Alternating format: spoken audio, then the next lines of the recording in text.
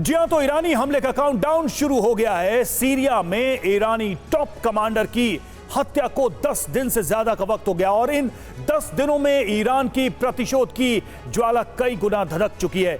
Iran प्रतिशोध की इस अग्नि से इजरायल को भस्म करने को बेकरार है। अमेरिका को जो खुफिया जानकारी मिली है वो बहुत ही हैरत अंगेज, हैरान करने वाली है, क्योंकि ईरान का हमला कई गुना भीषण और विस्फोटक हो सकता है। ईरानी हमले को नाकाम करने के लिए इजरायल को उसके बड़े भाई यानी अमेरिका का साथ स्वाभाविक तौर पर मिल गया है। अमेरिका का टॉप कमांडर तेल अवीव में है और ईरान की एक एक गतिविधि पर नजर रखी जा रही है। तो इस वक्त मध्य पूर्व में जबरदस्त टेंशन है। ईरान और इजरायल जंग के बिल्कुल करीब है। सबसे पहले आपको ईरान इजरायल तनाव से जुड़े 10 बड़े अपडेट दिखाते हैं। क्या बड़ी बातें हैं अब तक की, वो हम आपको दिखाते हैं। ईरान का जंगी काउंटडाउन, जी हां, 10 बड़े अपडेट्स क्या है। पहला, इजरायल के कई ठिकानों को एक साथ निशाना बनाएगा ईरान, ये CNN के हवाले से बात सामने आ रही है। नंबर 2, दूसरी बड़ी बात, दूसरा बड़ा फैक्ट, मीडियम रेंज की मिसाइलों का इस्तेमाल कर सकता है ईरान। ये देखिए, वॉल स्ट्रीट जर्नल के हवाले से ये खबर सामने आ रही है। तीसरा बड़ा तथ्य, तीसरा बड़ा फैक्ट, ईरानी सैन्य प्रतिष्ठानों में गतिविधियां बहुत तेज हो गई हैं। चौथी बड़ी बात, ड्रोन बैलिस्टिक मिसाइलों की सीमा पर तैनाती कर सकता है ईरान। पांचवी बड़ी बात, ईरान के सर्वोच्च नेता खमेनेई देश को संबोधित कर सकते हैं। अब छठी बड़ी बात क्या है, हाई अलर्ट पर इजरायली एयर डिफेंस सिस्टम। जी हां, पूरी तरह से अलर्ट पर रखा गया एयर डिफेंस सिस्टम को। सातवां बड़ा फैक्ट, युद्ध की स्थिति में अमेरिका इजरायल की मदद के लिए पूरी तरह से तैयार है। आठवां फैक्ट, अमेरिकी सेंट्रल कमांड के जनरल माइकल कुरेला इस वक्त इजरायल में मौजूद है। नौवीं बड़ी बात, अमेरिकी युद्धपोत USS आइजनहावर लाल सागर पहुंचने वाला है। और 10वां बड़ा फैक्ट इस वक्त का, अमेरिका के 2 नेवी डिस्ट्रॉयर को पूर्वी भूमध्य सागर भेजा गया है। तो ये देखिए, टेंशन से जुड़ी 10 बड़ी बातें हमने आपको बताएं। इस वक्त क्या हालात है, क्या सिचुएशन है, क्या संभावनाएं हैं। और देखिए, ईरानी सैन्य प्रतिष्ठानों में गतिविधियां तेज हो गई हैं। ईरान ने एक मिसाइल बेस की तस्वीर जारी की है। अमेरिकी खुफिया एजेंसियों ने रिकॉर्ड की ईरानी गतिविधियां। ईरान ड्रोन बैलिस्टिक मिसाइलों की पोजिशनिंग में जुटा हुआ। तो ईरान की तैयारियां और उससे जुड़ी ये तस्वीरें अपने आप में बता रही हैं कि तनाव किस स्तर पे जा चुका है। ईरान इस कदर रेडी है, जो खुफिया जानकारियां अमेरिका को मिली है और जिस तरह से अमेरिका ने एक संभावना जताई है कि कभी भी यह अटैक हो सकता है, कभी भी युद्ध की चिंगारी भड़क सकती है। तो इस वक्त ये जो तस्वीरें आप देख रहे हैं ईरान के मिसाइल प्रिपरेशन की, ये तस्वीरें हैं। अब जरा एक नजर डालिए इजरायल और ईरान में कितना दम है, क्या क्या अभी तक इनकी ताकत का एक कह सकते हैं कि तुलनात्मक अध्ययन क्या कहता है। ईरान ने क्रूज बैलिस्टिक मिसाइलों से हमला किया तो इजरायल उसका कैसे जवाब देगा। ईरान वर्सेस इजरायल, घातक प्लान क्या है। घातक प्लान इजरायल की बात करते हैं तो देखिए, इजरायल मीडियम रेंज की बैलिस्टिक मिसाइलें प्रिपेयर कर चुका है। जेरिको 2 मिसाइल, इसकी रेंज है 3500 किलोमीटर और सॉलिड फ्यूल रॉकेट है। ये घातक है क्योंकि इसकी दूरी ज्यादा है मार करने की। जेरिको 3 इजरायल की हम बात कर रहे हैं, रेंज है 6500 kilometre. Intermediate range ballistic missile है, 3 स्टेज सॉलिड फ्यूल रॉकेट इसमें लगा हुआ है। तो यह भी लंबी दूरी का एक तरीके से देखा जाए। अगर ईरान के कॉन्टेक्स्ट में देखें तो ईरान के भीतरी हिस्सों तक यह हमला कर सकता है। आयरन डोम की बात करें, यह सबसे ज्यादा चर्चा में रहा है। एंटी मिसाइल सिस्टम है, हवा में रॉकेट को मार गिराने में सक्षम है, यानी कोई भी एरियल अटैक होता है उससे इजरायल की सीमा को सुरक्षा देने में कामयाब रहा है अभी तक। अब देखिए, ईरान की बात करते हैं। सेजिल मिसाइलें, रेंज इनकी 2000 किलोमीटर है। मिडिल रेंज बैलिस्टिक मिसाइलें हैं ये। वॉरहेड ले जाने की क्षमता की बात करें, 700 किलोग्राम वॉरहेड ले जा सकता है और 2 स्टेज सॉलिड फ्यूल रॉकेट है ये, इस फ्यूल सिस्टम पे ये ऑपरेट करता है। अब गदर मिसाइल की बात करते हैं, रेंज 1950 किलोमीटर है। वॉरहेड ले जाने की क्षमता 800 किलोग्राम विस्फोटक अपने साथ ले जा सकता है और single stage liquid fuel rocket system पर आधारित है। मीडियम रेंज की बैलिस्टिक मिसाइल है ये। अब खैबर शेकेन मिसाइल की बात करें, रेंज 1450 किलोमीटर, वॉरहेड ले जाने की क्षमता 5.5 किलोग्राम और मीडियम रेंज की बैलिस्टिक मिसाइल है। ये ईरान की ताकत हम बता रहे हैं, जो मिसाइलों की ताकत है 550 किलोग्राम वॉरहेड ले जाने की क्षमता यानी विस्फोटक 500 किलोग्राम ये ले जा सकता है। तो देखिए, एक के बाद एक हम आपको बता रहे हैं ईरान के पास क्या ताकत है। पवे मिसाइल, क्रूज मिसाइल है ये, और इसकी रेंज है 200 किलोमीटर, यानी 200 किलोमीटर तक ये मार कर सकता है। सीमाई इलाकों से अगर हमला होता है तो इजराइल के काफी अंदर जाकर इससे अटैक किया जा सकता है। खैबर मिसाइल की बात करें, रेंज 2000 किलोमीटर, वॉरहेड ले जाने की क्षमता 1500, काफी हैवी मिसाइल है, मीडियम रेंज की बैलिस्टिक मिसाइल। मनीषा और सुमित चौधरी हमारे दो सहयोगी इस वक्त जुड़े, उनसे बात करेंगे, चर्चा करेंगे क्या की जो तैयारियां हैं ईरान की, उसके सीधे सीधे मतलब क्या है। मनीष, क्या मतलब है, क्या अर्थ है? मिसाइलों को रेडी किया जा रहा है, ईरान की सबसे घातक मिसाइलें तैयार की जा रही हैं, अपने प्रॉक्सीज को रेडी किया जा रहा है, और बयान तो ऐसे हैं कि लगता है कि अब नहीं कब ईरान अटैक कर दे। बिल्कुल, देखिए, ये महज तैयारी भर का होता तो कोई बात नहीं होती, लेकिन यहाँ एक्शन भी हो रहा है, और एक्शन इस संदर्भ में कि युद्ध से पहले जो कुछ आप करते हैं वो सब कुछ किया जा रहा है, और इसके ये कहकर किया जा रहा है कि हम युद्ध करने जा रहे हैं।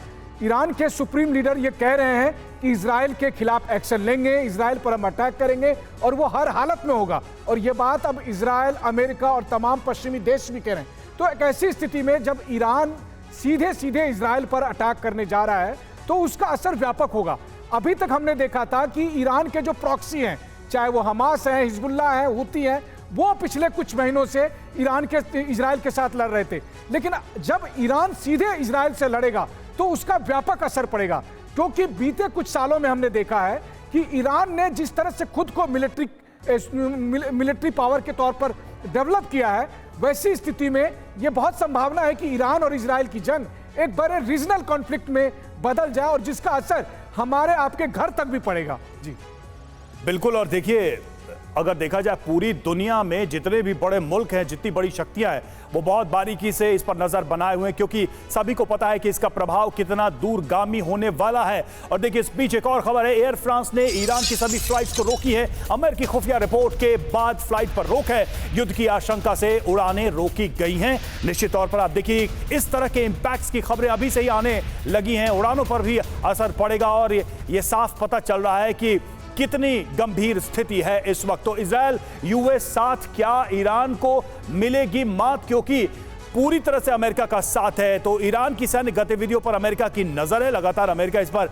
इजराइल को अपडेट भी कर रहा है। ईरान में मौजूद अमेरिकी जासूस लगातार जानकारियां भेज रहे हैं, लगातार एक तरीके से इंफॉर्मेशन शेयरिंग चल रही है ईरान की तैयारियों को लेकर, और अभी तक जो सोर्सेज हैं अमेरिकन, वो यही बता रहे हैं कि ईरान फुल स्केल पे तैयारी कर रहा है। अमेरिका में ईरान से आ रही हर जानकारी का विश्लेषण किया जा रहा है, उसे एनालाइज किया जा रहा है, हर इनपुट को, हर संवेदनशील जानकारी को इजराइल के साथ शेयर भी किया जा रहा है, ताकि इजराइल भी अपने आप को उसी मुताबिक तैयार कर सके। अमेरिका इजराइल को युद्ध की रणनीति बनाने में मदद दे रहा है। किसी भी युद्ध की स्थिति में इजराइल का मूव क्या होगा, इसको लेकर अमेरिका का पूरा समर्थन इजराइल को मिल रहा है इस वक्त। सुमित, सबसे बड़ी बात यह है कि अमेरिका की भूमिका का मतलब एक लंबा युद्ध, एक बड़ा युद्ध, और एक ऐसा युद्ध जिसमें सिर्फ ईरान और इजराइल नहीं बल्कि दुनिया की कई ताकतें शामिल होने जा रही हैं। देखिए, बिल्कुल रवि, क्योंकि अगर अमेरिका इसमें इन्वॉल्व होता है, भले ही अमेरिका ये कह चुका कि अगर इजराइल पर किसी भी तरीके का अटैक हुआ तो वो इस युद्ध में उतरेगा, वो एक तरीके के सेफ शील्ड प्रोवाइड करेगा इजराइल को। लेकिन अगर अमेरिका ऐसा करता है तो इसका मतलब यह भी तय है कि बाकी के दूसरे देश जो लगातार ईरान को सपोर्ट करते हैं, चाहे वो रशिया हो, चाहे वो चाइना हो, चाहे वो नॉर्थ कोरिया हो, ऐसे कई देश जो हैं वो भी कहीं ना कहीं अपना इन्वॉल्वमेंट इसमें जरूर दिखाएंगे। और सबसे महत्वपूर्ण बात यह है कि इसको लेकर कई मिडिल ईस्ट के देश जो हैं, चाहे वो कतर हो, चाहे वो बहरीन हो, कई देश कह चुके हैं कि अगर ऐसी जंग की पॉसिबिलिटी बनती है, ऐसी जंग होती है, तो फिर अमेरिका को साफ तौर पर उन्होंने हिदायत दिया कि वो अमेरिका उन बेसिस का इस्तेमाल ना करे जो उसने एस्टेब्लिश किए हैं मिडिल ईस्ट में। तो ये एक तरीके से दिखाने की कोशिश की जा रही है कि मिडिल ईस्ट के कई देश भी अपने आप को इससे दूर रखना चाहते हैं, क्योंकि ऐसा लगता है कि अगर ईरान और खासतौर पर इजराइल और अमेरिका एक साथ आके लड़ते हैं तो फिर ये जंग उनके इलाकों में भी जाके पहुंच जाएगी। बिल्कुल वजह कि हर कोई इससे बचना चाह रहा है। ये एक कह सकते हैं कि पब्लिक एंड ऑफिशियल जेस्चर है, लेकिन ये सभी जानते हैं कि युद्ध जब शुरू होता है उसके बाद से किस तरह से देशों के स्टैंड और तरीके और बिहेवियर बदलते हैं। देखिए, तुर्की की बात कर रहे थे, ईरान के पक्ष में खुलकर आया तुर्की, और ईरान इजराइल तनाव पर तुर्की ने ऐलान किया है। क्या ऐलान किया है? अमेरिका तुर्की का एयर स्पेस इस्तेमाल नहीं कर पाएगा, ईरान के खिलाफ एयर स्पेस का इस्तेमाल नहीं कर पाएगा अमेरिका, ये कहना है तुर्की का। तो देखिए, तुर्की का स्टैंड इस पर सबसे पहले आ गया है, और अमेरिका को लेकर खास तौर पे कि एयर स्पेस का इस्तेमाल नहीं करने दिया जाएगा। देखिए, ईरान पर अगर हमला होता है या ईरान से युद्ध होता है तो तुर्की का क्या स्टैंड होगा, उसके ये शुरुआती संकेत नजर आ रहे हैं। तो ईरान का जंगी प्लान, हो जाएगी दुनिया हैरान। ईरान का क्या प्लान है, जरा उस पर भी हम आप चाहेंगे कि आप उस पर भी गौर करें। वो भी हम आपके सामने रखने जा रहे हैं कि किस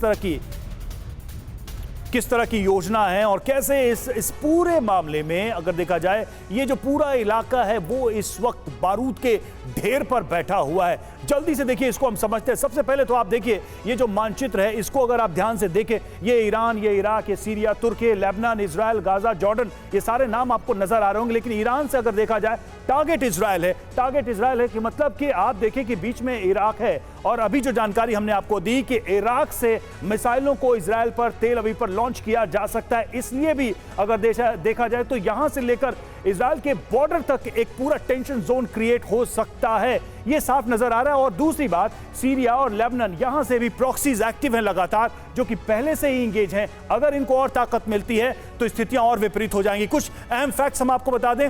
ईरान पहला हमला ड्रोन मिसाइल से कर सकता है, यानी कि ईरान कैसे कैसे अटैक कर सकता है। पहली बात तो ये, ईरान हमले के बाद की स्थिति का विश्लेषण करने में जुटा हुआ है। इजराइल ने इस हमले का जवाब दिया तो स्थिति बिगड़ सकती है। बैकडोर चैनल से ईरान से बातचीत भी जारी है। सोर्सेज ये बता रहे हैं, रूस चीन की चुप्पी गहरे मायने इसके निकाले जा रहे हैं कि ये दो बड़ी शक्तियां ऑब्जर्व कर रही हैं सिचुएशन को। इसके क्या अर्थ हैं, क्योंकि इनके कदम पर भी अमेरिका की और दुनिया की निश्चित तौर पर नजर होगी। और देखिए, इस बीच खबर है कि अमेरिकी राष्ट्रपति जो बाइडेन का बड़ा बयान सामने आ गया है। ईरान बहुत जल्द इजराइल पर हमला कर सकता है, मैं खुफिया जानकारी नहीं बताना चाहता, अमेरिका इजराइल की मदद करेगा, यह भी अमेरिका ने स्टैंड लिया है।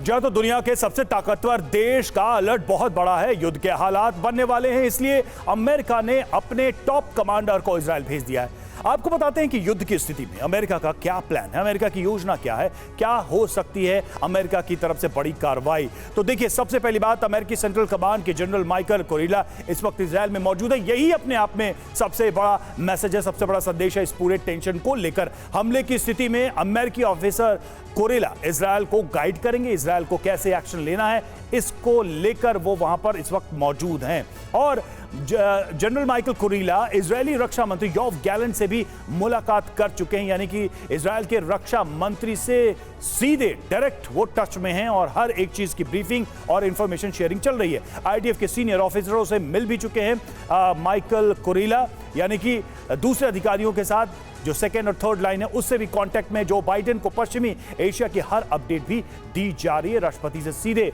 एक तरीके से इस पूरे मामले में सारी जानकारी शेयर की जा रही है। और देखिए, इस बीच एक और अपडेट, 100 मिसाइलों के साथ ईरानी सेना तैयार है और 100 क्रूज मिसाइलों से ईरान हमला करेगा। अमेरिकी मीडिया प्रतिष्ठान एबीसी न्यूज के हवाले से खबर सामने आ रही, तो अमेरिकी न्यूज एजेंसीज और न्यूज रिपोर्ट्स में कई तरह की खबरें आ रही हैं। ये एक बड़ी खबर है कि 100 क्रूज मिसाइलों को तैयार किया गया है, एक साथ बड़े हमले की तैयारी की जा रही है। और इस बीच ईरान ने धमकी भरा वीडियो जारी किया है। ईरान ने फाइटर जेट से मिसाइल लोड करते हुए दिखाया है। इस वीडियो के साथ कैप्शन में भी लिखा है, एक मैसेज लिखा है, एक संदेश लिखा है। क्या वो संदेश, वो भी आपको बता दें। लिखा है बदला। ईरान ने इस वीडियो के साथ आगे लिखा है कि कोई मनोवैज्ञानिक युद्ध नहीं है ये। इजराइल ने हमारी जमीन पर लाखों मासूमों की हत्याएं की हैं, अपने धार्मिक मकसद के लिए बेगुनाहों को मारा है और अब बदला लेने का वक्त आ गया है। ये मैसेज है इसके साथ, यानी कि सीधे सीधे इजराइल को बड़ी चेतावनी ईरान की तरफ से। और इस बीच इजरायली डिफेंस फोर्स का बड़ा बयान है, हम किसी भी स्थिति से निपटने को तैयार हैं। आईडीएफ का बयान, ईरान मध्य पूर्व में तनाव बढ़ा रहा है, हम किसी भी तरह के हालात से निपटने के लिए तैयार, किसी भी तरह का जवाब देने को तैयार हैं। आईडीएफ की तरफ से यह बयान जारी किया गया है। जो तो इस वक्त तनाव चरम पर है, अरब में महासंग्राम की स्थिति है। ईरान का जंगी पैगाम इस बीच क्या है, जल्दी से कुछ बड़ी बातों पर नजर डालते हैं। ईरान का पहला हमला ड्रोन और क्रूज मिसाइलों से होगा, ये जो अब तक की तैयारी है वो बता रही है। ईरान फारस की खाड़ी से शुरू कर सकता है हमला, ये भी अभी तक की जो तैयारी है उससे नजर आ रहा है। इराकी शहर बसरा को अलर्ट किया गया, जैसा कि हमने मानचित्र में भी आपको बताया कि इराक से मिसाइल हमले हो सकते हैं। बसरा के ऊपर से उड़कर क्रूज मिसाइलें इजराइल जाएंगी, यानी कि ये रूट हो सकता है हमले का। और अमेरिकी युद्धपोत यूएसएस आइजनहावर लाल सागर में तैनात कर दिया गया है। अमेरिका को पूरा विश्वास है कि किसी भी स्थिति में अमेरिका को इस युद्ध में कूदना होगा और उसको लेकर देखिए समंदर में भी हलचल बढ़ गई है आइजनहावर के मूवमेंट के साथ ही। तो लगातार इस खबर पर हमारी नजर बनी हुई है। एक एक खबर हम आपको बता रहे हैं। हमारे साथ हमारे दो सहयोगी भी जुड़े हुए थे, मनीष और सुमित। आप दोनों का बहुत बहुत शुक्रिया इस खबर से जुड़ी तमाम पहलुओं पर रोशनी डालने के लिए। आगे बढ़ते हैं, रुक करते हैं कुछ और खबरों का। बेंगलुरु कैफे ब्लास्ट से जुड़ी ये बड़ी खबर है। कैफे ब्लास्ट का अल हिंद मॉड्यूल से कनेक्शन, आईएसआईएस के अल हिंद मॉड्यूल से जुड़े हैं तार। विदेशी हैंडलर के संपर्क में थे दोनों आरोपी। सूत्रों के हवाले से बड़ी जानकारी।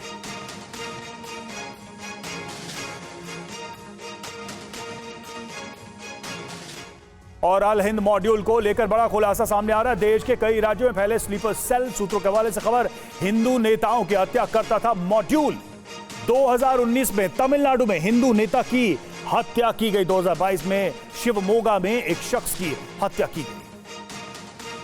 जितेंद्र शर्मा हमारे साथ इस वक्त हमारे संवाददाता जुड़े हुए हैं, सीधे रुख करते हैं उनका। जितेंद्र, क्या जानकारी मिल रही है इस मॉड्यूल के बारे में, और जो अभी तक बताया गया है कि हिंदू नेताओं, बीजेपी नेताओं को टारगेट किया गया?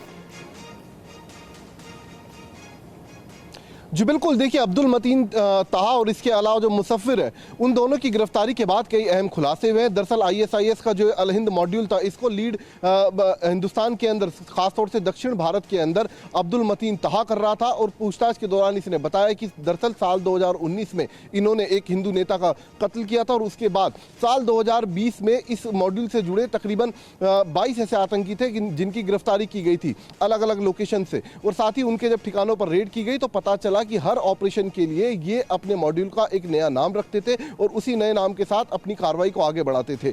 दरअसल ये जो रामेश्वरम ब्लास्ट के जो कैफे के अंदर ब्लास्ट हुआ, इसका जो ट्रिगर था वो दरअसल विदेश में बैठे इनके हैंडलर के हाथ में था। वहीं से इशारा किया गया और उसके बाद ही इन्होंने रामेश्वरम कैफे के अंदर ब्लास्ट किया था। तो फिलहाल इनके हैंडलर तक पहुंचने की एनआईए के द्वारा कोशिश की जा रही है। इन दोनों से पूछताछ की जा रही है कि आखिरकार किन किन राज्यों में इनके स्लीपर सेल फैले हुए हैं और इनके स्लीपर सेल के जो चेहरे हैं उनको बेनकाब करने की कोशिश भी एनआईए के द्वारा लगातार की जा रही है। जी शुक्रिया आपका इस अपडेट के लिए, इस जानकारी के लिए। और देखिए बेंगलुरु कैफे ब्लास्ट में जो संदिग्धों पर खुलासा हुआ है, कुछ अहम बातें हम जल्दी से बता रहे हैं आपको कि क्या क्या बड़ी बातें अब तक इसमें सामने आई हैं। तो देखिए मतीन अहमद ताहा एक नाम सामने आया है, जरा उसके बारे में जानिए। मुख्य साजिशकर्ता मतीन अहमद ताहा और विजनेश और सुमित नाम भी रखा। 10 लाख का इसके ऊपर इनाम था, पहले से ही ये वांटेड था, तलाश थी। और अब दूसरा नाम मुसाविर हुसैन शाजिब का नाम है, कैफे में विस्फोटक रखा था इसने और तस्वीरें भी उसके सामने आई हैं। मोहम्मद जुनैद हुसैन सईद का छद नाम था, 10 लाख का इसके ऊपर इनाम था, यानी इसकी भी तलाश थी। और अब देखिए इस पर कार्रवाई भी हो रही है। अब ये बड़े खुलासे भी हुए हैं, सामने आए हैं। तो सबसे बड़ी बात यह है कि इनका एक जो मॉड्यूल था उसके काम करने का तरीका भी सामने आया है, जिसको लेकर बड़ी जानकारियां सामने है। बेंगलुरु कैफे ब्लास्ट को लेकर संदिग्धों पर ये बड़े खुलासे अभी तक सामने आए। मुख्य साजिशकर्ता और साथ में मुसाविर हुसैन शाजिब, जो कि कैफे में जिसने विस्फोटक रखा था, एक्सप्लोसिव को रखा था, और इसके अलावा ये अपने फेक नाम के साथ ऑपरेट करते थे। इनके ऊपर इनाम भी था, वो भी बड़ी जानकारी हम आपको दे रहे हैं। और देखिए इस बीच एक और अपडेट है बेंगलुरु कैफे ब्लास्ट को लेकर। आरोपी अल हिंद मॉड्यूल को लेकर ये दो तस्वीरें आप देखिए। देश के कई राज्यों में स्लीपर सेल मौजूद। आईएसआईएस के अल हिंद मॉड्यूल से जुड़े हैं ये आरोपी जिनका हम जिक्र कर रहे थे, जिनके बारे में ये बड़ी जानकारियां हम आपको बता रहे थे। हिंदू नेताओं की हत्या करने का एक पैटर्न नजर आ रहा है इसमें। और 2019 में तमिलनाडु में हिंदू नेता की हत्या की गई थी। बेंगलुरु कैफे ब्लास्ट से जुड़े ये बड़े नाम हैं और उनके काम करने का जो पैटर्न, जो मॉड्यूल, जो तरीका है, उसको लेकर भी ये बड़ी जानकारी सामने आई है।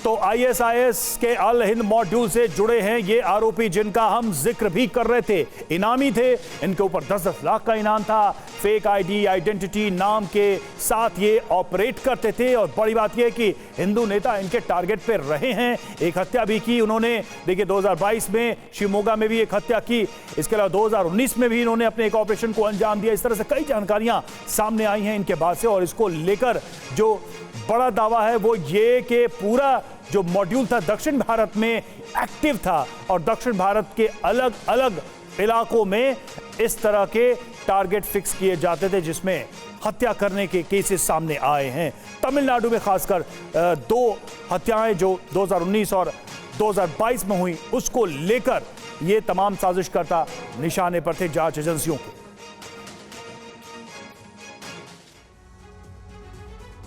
और बेंगलुरु ब्लास्ट के आरोपियों को 10 दिन की पुलिस रिमांड। जिया कोर्ट ने दोनों आरोपियों को 10 दिन की रिमांड पर भेजा। आरोपी मतीन मुसव्विर हुसैन को 10 दिन की पुलिस रिमांड पर भेजा। 1 मार्च को बेंगलुरु के रामेश्वरम कैफे में धमाका हुआ था।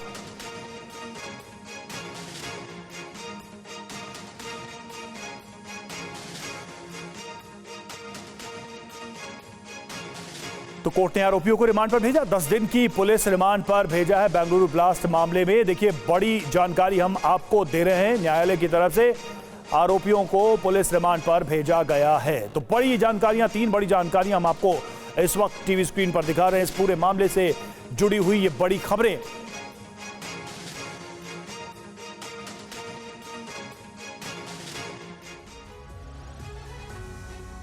और अब वक्त है हमारे स्पेशल सेगमेंट हमारा नेताजी कैसा का। और आज हम आपको दिखाएंगे बीजेपी के मीडिया प्रभारी और गढ़वाल से बीजेपी प्रत्याशी अनिल बलूनी का चुनाव प्रचार।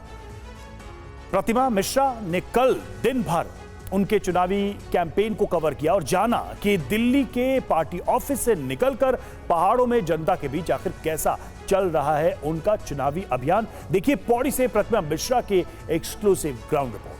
उत्तराखंड की गढ़वाल लोकसभा सीट को अगर वीआईपी नेताओं की पहली पसंद कहें तो ये कहना बिल्कुल गलत नहीं होगा। भौगोलिक लिहाज से ये सीट सबसे विषम और सबसे बड़ी सीट है प्रदेश की। और यहाँ से इस बार बीजेपी ने अपना उम्मीदवार बनाया है अनिल बलूनी को, जिनका मुकाबला करने के लिए मैदान में कांग्रेस ने उतारा है गणेश गोदियाल को। आइए आपको दिखाते हैं कि अनिल बलूनी किस तरीके से इस चुनाव में अपनी जीत सुनिश्चित करने के लिए एड़ी चोटी का जोर लगा रहे हैं। गढ़वाल संसदीय सीट पर बीजेपी के कैंडिडेट अनिल बलूनी जोर शोर से चुनाव प्रचार में जुटे हैं। उनके दिन की शुरुआत पूजा पाठ से होती है। शुक्रवार को भी बलूनी ने समर्थकों के साथ पूरे विधि विधान के साथ पूजा अर्चना की। इसके बाद वो निकल पड़े रक्षा मंत्री राजनाथ सिंह को रिसीव करने। लेकिन उससे पहले हमने समय निकालकर बात की बीजेपी के मीडिया सेल के प्रमुख और गढ़वाल से बीजेपी के कैंडिडेट अनिल बलूनी से। आपको मीडिया चैनल्स में इंटरव्यू देते हुए कई बार देखा गया, ग्राउंड पर भी आप खूब काम कर रहे हैं, कैसा रिस्पांस मिल रहा है? सबसे पहले बहुत ही अच्छा रिस्पांस है और पूरी तरह से जनता ने एकदम चुनाव को अपने हाथ में ले लिया है। जैसे ही हमारा कहीं से हमारा झंडा दिखता है तो जनता कहती है अब की बार 400 पार, जनता कहते हैं फिर एक बार मोदी सरकार। तो ऐसा लगता है कि मेरे जीवन काल में तो मैंने ऐसा चुनाव देखा नहीं। ऐसा लगता है कि जैसे जनता ने पूरा चुनाव अपने हाथ में ले लिया और जनता एकदम जिताने पे आमादा है। हम लोग देख रहे हैं बीजेपी के तमाम नेता, यहाँ तक कि प्रधानमंत्री मोदी कह रहे हैं 4 जून 400 पार, लेकिन विपक्ष कह रहे हैं ये तो हवाई बातें हैं, ये संभव नहीं है। उनको क्या कहें? तो वो बताएं कि कितनी सीट जीतेंगे। वो अपनी सीट बता दें और वो नहीं बता सकते तो मैं उनकी सीट बता सकता हूँ। मैं बहुत सारे कांग्रेसी अपने जो पहचान के लोगों के साथ बैठा हूँ और कोई भी 35 सीट के बाद 36वीं सीट नहीं बता रहा, बस 35 से 36 नहीं बता पा रहा है। हम लोग गढ़वाल में मौजूद हैं, श्रीनगर में खास तौर पर, और इसे सेना में सेवा देने वाले लोगों के इलाके के तौर पर जाना जाता है। उन लोगों को काफ़ी उम्मीदें हैं, लेकिन कांग्रेस अपने घोषणा पत्र में कहती है हम अग्निवीर योजना ख़त्म कर देंगे। ऐसा है कि ये कांग्रेस ख़त्म हो चुकी है, लेकिन उनको जो झूठ फैलाने का जो उनका फेक मशीन, जो फेक की मशीन है उनकी, वो ख़त्म नहीं हुई। वो ऐसे ही फैलाते हैं। पहली बात तो सरकार में आने वाले नहीं तो ख़त्म क्या करेंगे। दूसरी बात, राजनाथ जी ने बहुत स्पष्टता के साथ बताया है कि हम ओपन हैं, अगर कुछ भी चीज़ों में कोई परिवर्तन भी करने होंगे तो हम ही लोग तो करेंगे।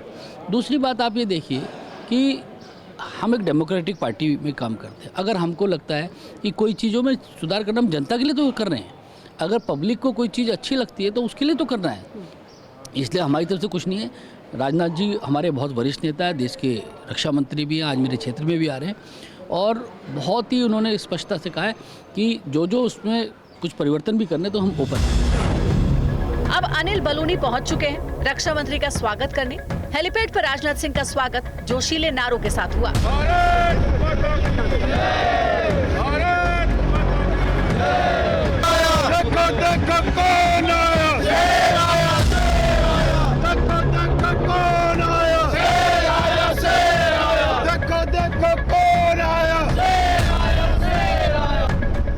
इसके बाद हम गढ़वाल में हो रही जनसभा में पहुंचे, जहां उत्तराखंड बीजेपी के लगभग सभी नेता मौजूद थे।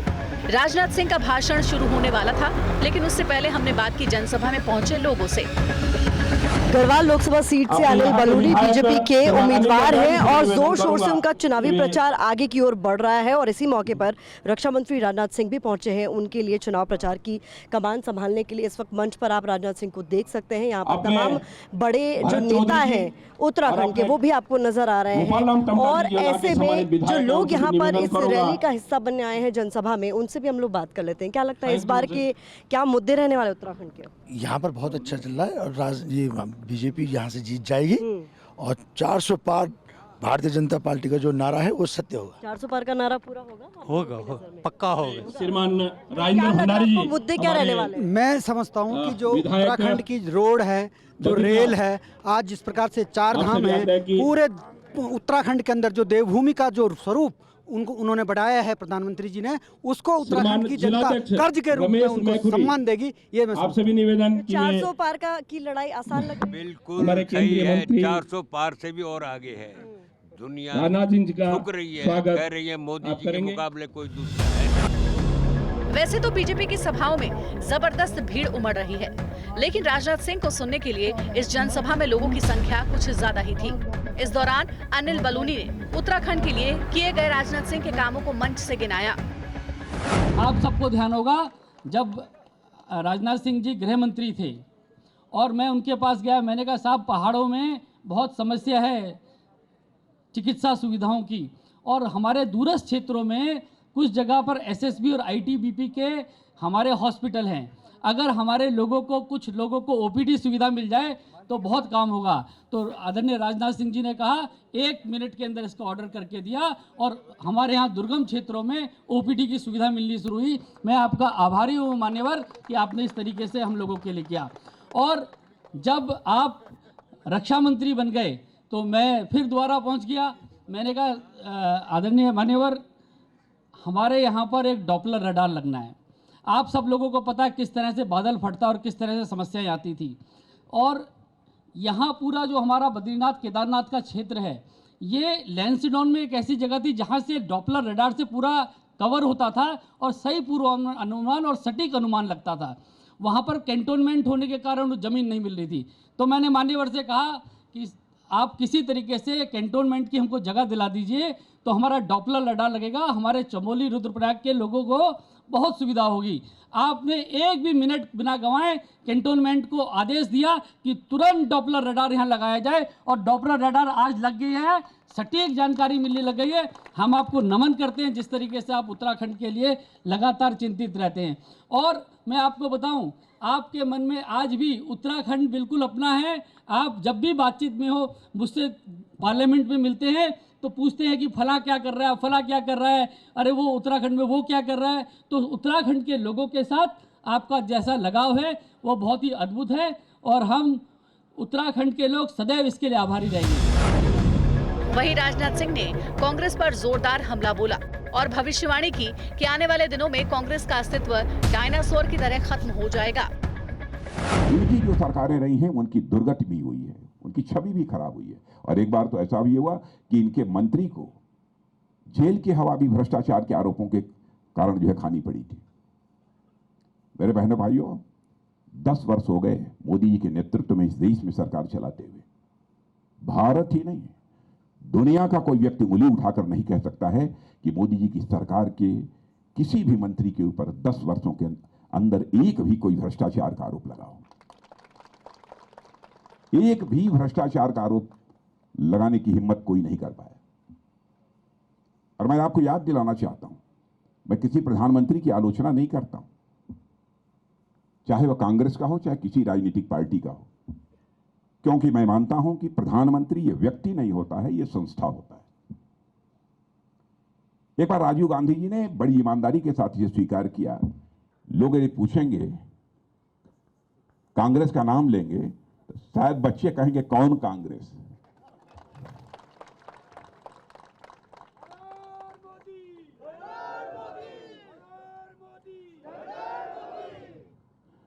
और जैसे इस पृथ्वी से डायनासोर लुप्त हो गया है मेरे बहनों भाइयों, मुझे लगता है कांग्रेस भी लुप्त हो जाएगी।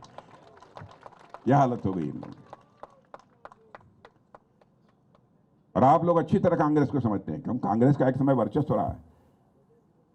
और हमारे हरीश रावत जी हमारे भाई, मैं बहुत सम्मान करता हूं हरीश रावत जी का। अब हरीश रावत जी ने भी कह दिया कांग्रेस सुस्त हो गई है, पस्त हो गई है। तीरथ सिंह जी रावत का एक नए भाई साहब अनिल बलूनी भारी मतों से, रिकॉर्ड मतों से इस बार चुनाव जीत कर जा रहे हैं। ऐसे लोग उत्तराखंड की धरती पर पैदा हुए। तो बहनों भाइयों, अनिल बलूनी जी को भारी मतों से विजय दिलाइए। इस रैली के बाद हमने रैली में पहुंची महिलाओं से भी बात की और पूछा कि इस बार उत्तराखंड की नारी शक्ति किसके साथ है। आज हम सब मातृशक्ति नवरात्रि पे उनको हार्दिक बधाई और धन्यवाद करते हैं और उनको 5 सीट मातृशक्ति के द्वारा गढ़वाल से माननीय प्रधानमंत्री जी की झोली में डाली गया, हमने प्रण किया है। तमाम महिलाएं हर हर मोदी घर घर मोदी के नारे एक बार फिर से यहाँ पर लगा रही है। हाथों में प्रधानमंत्री मोदी का मास्क लिए हुए, कटआउट लिए हुए इन्हें देखा जा सकता है और चेहरे पर खुशी साफ तौर पर इनके झलक रही है। और कहना है कि न केवल गढ़वाल लोकसभा सीट बल्कि उत्तराखंड की पांचों सीट इस बार बीजेपी के खाते में जाएगी। हम कार्यकर्ता ये सुनिश्चित करेंगे, तमाम महिलाओं का ये कहना है। अनिल बलूनी दिन भर लोगों से मिलते रहे। राजनाथ सिंह की रैली के बाद शाम में वो पहुंचे एक ऐसे कार्यक्रम में जहां मशहूर सिंगर जुबिन नौटियाल का प्रोग्राम चल रहा था। वहां उन्होंने अपनी सुरों से जमकर समा बांधा और युवाओं से विकास के लिए वोट की अपील भी की। इस बार वोट किसको दोगे?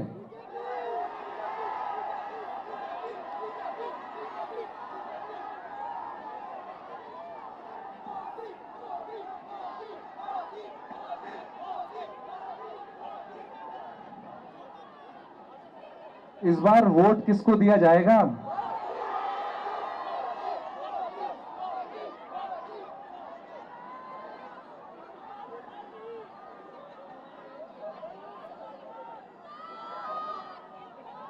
मेरे साथ जोर से बोलें, मेरे साथ जोर से बोलें कि इस बार पौड़ी लोकसभा विकास को वोट करेगी। किसको करेगी? किसको करेगी? मैं चाहता हूं उत्तराखंड के युवा, एक एक युवा मैं चाहता हूं आगे बढ़े, देश में विदेश में जाकर के अपने स्टेट का नाम, अपने माता पिता का नाम आगे बढ़ाएं।